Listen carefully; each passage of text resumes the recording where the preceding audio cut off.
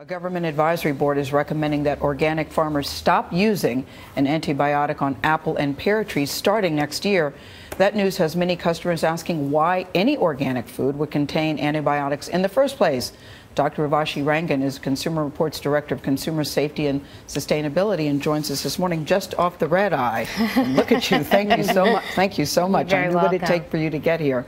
And I do think that this is a legit question because when you think organic foods, you think there's nothing on it. That's right. And for most organic foods, that's the case. Antibiotics simply aren't allowed in most organic products, and that's what consumers expect from it. But why apple and pear? Well, in the case of apples and pears, there's a disease called fire blight. It's a bacterial-based disease.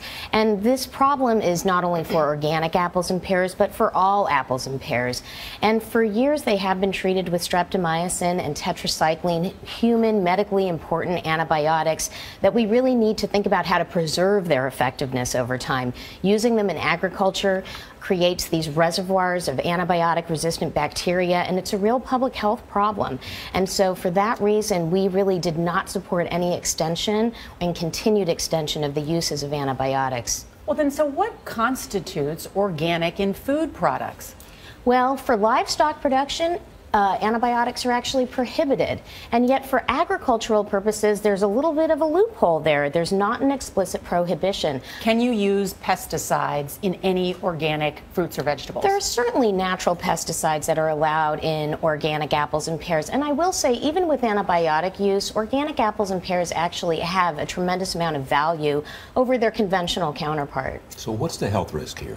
Well, the health risk here is really about the environmental reservoirs of antibiotic-resistant bacteria. The fact that we're using antibiotics that are important in human medicine, and we're creating extra resistance in the environment which can later impact our own public health, that is a growing crisis. And so to that degree, not only is the fire blight becoming resistant, but other bacteria in the environment can become resistant, and that resistance can spread. And for that reason, we do not think antibiotics ought to be used in this kind of way in agriculture. Would the food grow without it?